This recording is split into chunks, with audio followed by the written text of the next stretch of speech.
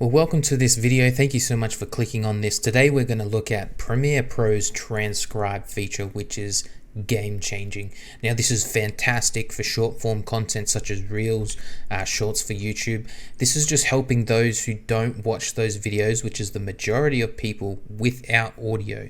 And so we're going to add the text to the video so people can still follow it along. So open up Premiere, make sure you've got the latest version, drag your clip into the timeline. Now for the sake of this, I'm going to reduce it down so we can get that transcribe feature.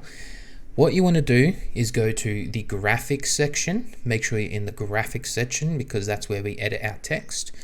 And if you don't have text on the left hand side here, go to Window and open up the text option. And that'll bring up this feature. Now, you can see here, transcribe sequence, create new caption track, import. So what we want to do is we want to transcribe sequence and just hit OK once that comes up. And let's transcribe this audio. Now that'll take a couple of seconds.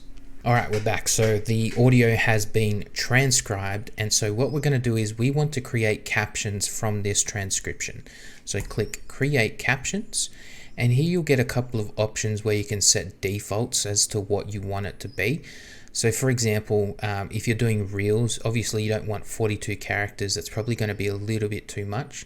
So you just bring that down and I'm just going to go Create.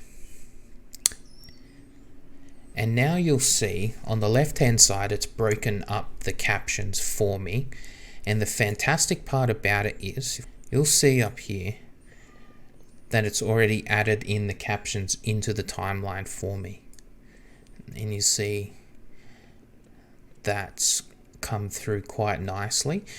And that's really, really helpful because sometimes you have to use paid services to actually caption it. Sometimes you might have to do it manually, which is awful. But things you want to do is just go through it, make sure that it's accurate according to your timeline, making sure it is actually saying what you're saying in the video. But from what I've used so far, it's 90% accurate. But man, it saves so much time in terms of having to edit these. Like if you highlight that, you can edit all the fonts to exactly the way you want them for your Reels. And you can change the size of them as well. And when I do that, it's actually changing it for all of them in the timeline. And so for those who make Reels with text inside the video, already by just seeing this, it's going to save you so much time. So jump on in it, give it a try for yourself. If you have any questions or this video helped you, leave a comment, subscribe.